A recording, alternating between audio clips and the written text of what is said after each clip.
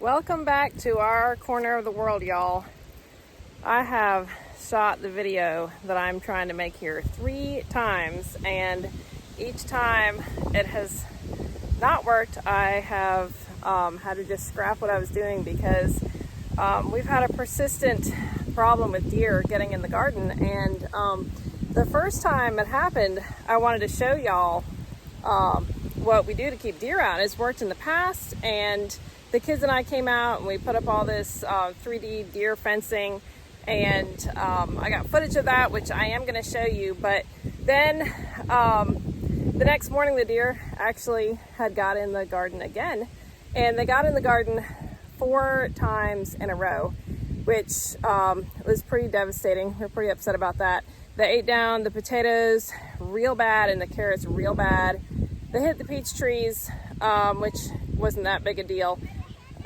They took out the beans, so that's the end of the beans for the year. There go the kids behind me on their bikes somewhere. Hey guys. Anyway, it was a little frustrating, or a lot frustrating actually, because normally I'm able to keep the deer out of the garden real good with the system that we have with the electric around. We just normally have a 6 strands of electric that go all the way around the garden, except for this this fence. Whoa! This fence right here, we have a chicken wire with a little electric at the top, and it is really windy out here, guys. I'm sorry. I hope you can hear me all right. But anyway, so we have not had problems with the deer in the garden for over a year until this, and then we just couldn't keep them out. So it took four tries. We kept adjusting stuff and messing with stuff, and then it was actually my dad who came to the rescue, reminding me of something that we did way back in the 90s, which is totally a way to fool the deer into thinking that you have a better fence than you did. So I'm going to actually show you what we did with that, and we're keeping them out now. They've been out I think 2 weeks we've had them out. So I think, with deer, it's all about habit, and we've got them to change their habit. No garden food allowed at our place. So I'm going to take you around. I'm going to show you a little bit more the over here what we did with the fake fencing to trick the deer, and I'm going to show you some of the crops that are kind of making a comeback. And I think we're good. I think we're going to be good from here on out with keeping the deer out. We've seen them up around pretty close, but they're not getting in, and so I think the next thing that we got to deal with is frost. We're supposed to have a frost tonight, so that's our next big hurdle to have to deal with. But let me take you around and show you some stuff here. Okay, so like I said, it's been about I think it's been about 2 weeks that we've been keeping the deer out, and so this twine, this is baling twine from our hay baler, and it is totally stretched out and sagging. So the first couple days we fixed that, and since the deer have not been getting back in, we have not been tightening it, because I think the cold nights, and we've gotten some rain and then the sun, I think that's what's making it stretch. But so I'm just going to show you again in a spot here. It's the fiberglass post. This is the duct tape, and then we had gotten, we saved the twine when we opened bales, but we eventually ran out, so we just went up the road where our baler is sitting and got a new reel of the twine, and so this was just off that reel. So it's been working fine. It probably actually even helps with it kind of blowing around a little bit. The deer get into this. Where I am now is in one of the goat fields, and they do graze in here. The kids keep seeing them in here when they come out at night. The kids come out and lock the chickens in real late at night, and they keep seeing the deer in here. And they had originally seen them jump over you know, this electric right here. You can see the height it's at. But with these 3 strands, they are not getting in any longer. So I think this really is the ticket, but we're not taking down the deer fence that we put up with the rope, because I just think another layer is helpful, more for them to have to go through. So we don't have that electric rope on this side, which is the goat pasture side, but it is around all the other sides of the garden, and I do think that that is helpful. So that's what is doing the trick. If I was going to start this over, what I would suggest to y'all, of course, having some, you know, some kind of fence around it to begin with, obviously is your first thing, whether it is woven wire, chicken wire, electric. We like electric because really that does work pretty good most of the time. And then I would just go with I mean, if you don't have the fiberglass posts, you can cut sticks out of the woods, you know, just some kind of scrap sticks that you have that you can zip tie would work, or the tape, or, you know, some kind of way to attach it onto there. If you have wooden posts, you could nail something on. And then the idea is just this, some kind of twine, doesn't have to be the baling twine, some kind of rope or twine. And that seems to be doing the trick. So it did for my parents back in the day. And obviously for the people that had recommended it in Countryside Magazine, where my parents had seen it. So anyway, sometimes the way to beat the smart creatures or beat the problem is just a really simple trick. We just got to figure out what that trick is. So this is working for us, and I'm gonna go back up to the garden there and show you how the potatoes are coming back in real good, and how the carrots are also coming back in. The carrots had gotten, I think when I had filmed originally and showed y'all, the carrots had been kind of cut down to about, I don't know, 3 to 5 inches, and not all the tops were eaten off. But then they ate them down further, and pretty much all the tops are eaten off. So they're looking a lot better now. They're recovering, and the potatoes are looking great. I did try to see if there were any potatoes we could harvest yet, and there are not. So we really got to keep them going longer, even though we've got this frost coming tonight, and the next couple nights we're supposed to have this frost. So we need to get some row cover out here and cover them up. I don't want to lose this crop. Let me go ahead and show you what it looks like over here. These are some of the potatoes that got eaten off, and they were looking so good. They ate lots of the potatoes down like this.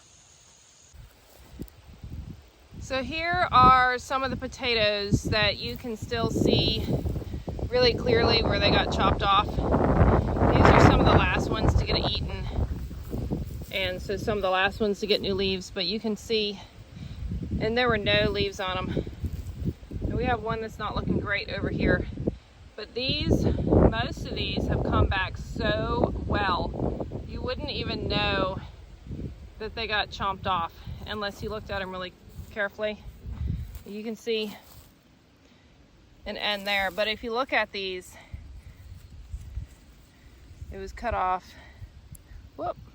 cut off there, just all over. There were no leaves left on these. It was pretty disappointing to come out and see what the deer had done. This right here is the spot where they first got in the first night when I noticed. And they've just come back so well. So we've hilled a bunch of them. We need to get the rest of them hilled. My son is getting a load of some old hay right now so we can get the rest of these mulched and get them hilled and mulched. But they are looking really good. You see it was cut off right there. I don't know if you can see that. Cut off right there. But anyway, they're coming back, and You can still see some of the dimples in the ground, but these are all old tracks. And unfortunately, these potatoes came up a lot later than I wanted them to. So I got to keep them going for a while yet for us to get potatoes off of them, which I think we can. We just need to get them covered. All right, let's go look at the carrots. All these rows of carrots here, they got mowed down, all the rows.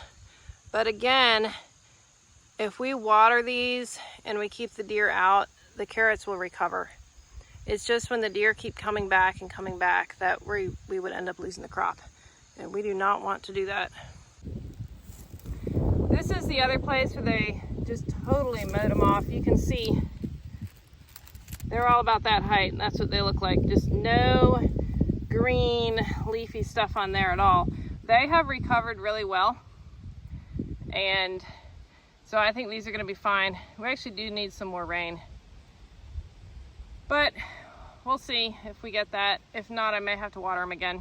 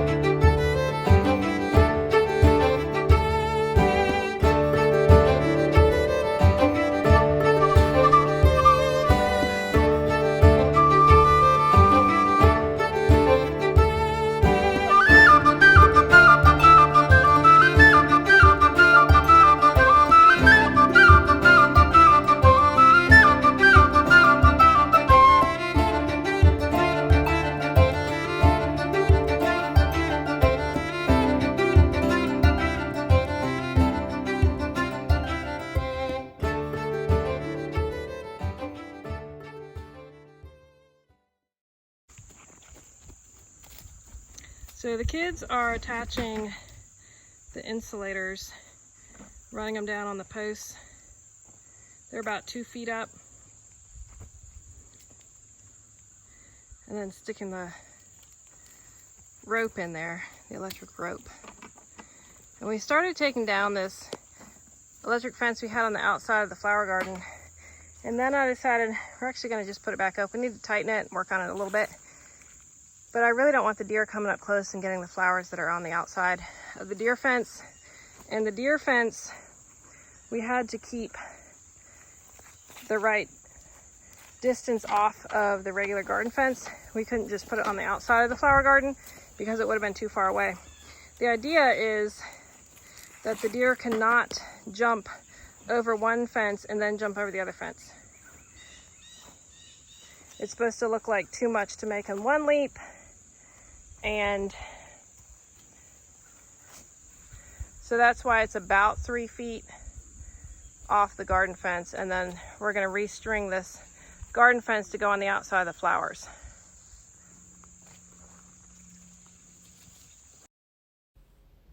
So here you can see where we have all 3 fences.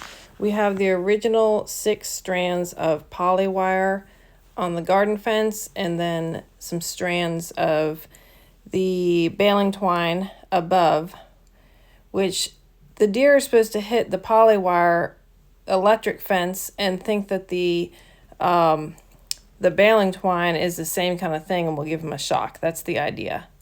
So it makes the garden fence really tall, and then to even get to that, we have the deer fence, which I was putting up with the kids, and that's the rope that's like just like the poly wire, except it's thicker. It's the rope, and all of these supplies are from Premier One Fencing. That's where we get our supplies, and then of course the baling twine. Just we had that from the baler, but that's the back side of the garden right there, the broccoli and the peach trees and the rows of peas. And this has been keeping them out. So we keep seeing the deer all around the garden, but they have not been getting in. So I think this is doing the trick. So the rows of peas are still fine.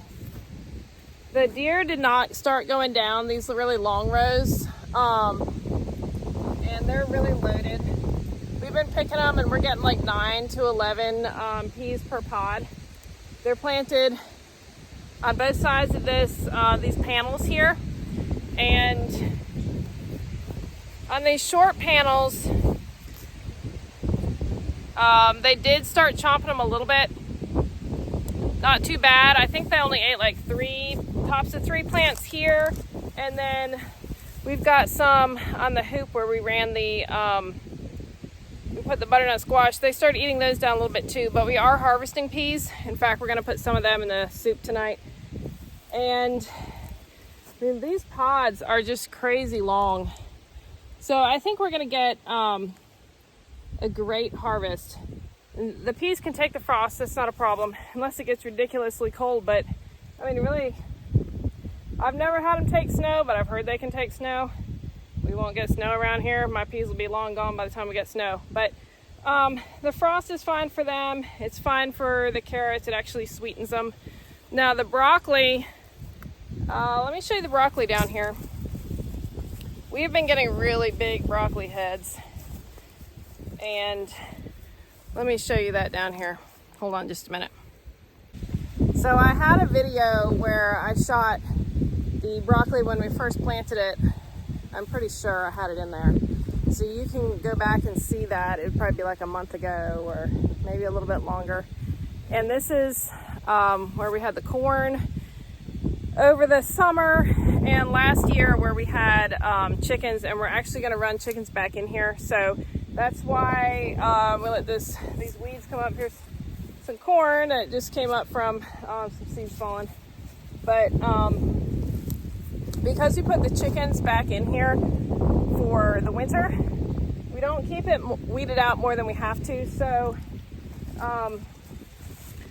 basically, as long as we can get to our plants pretty good at this point. I mean, during the growing season, we like to keep the weeds out, but at this point, we want the ground covered as much as possible because that's good for the chickens. So here again is another really good head in here. And anyway, they're obviously loaded over here. I need to come out with my daughter. She is not going to be happy if I come pick this. If I come pick this without her, she's going to want to come out and do the picking herself. So I better go get her in a basket and we'll see what we can do. Because like I said, a little bit of frost I think will be fine. But if they get hit real hard, that might be hard on the crop. So again, it's super windy out here as this cold air is coming in. So I hope you can hear this okay. And thanks for following along.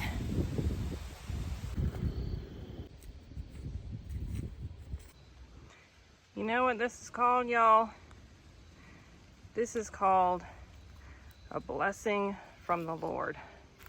This is how we eat. Our garden is not a hobby to us. It's how we feed our big family. We got quite a harvest today.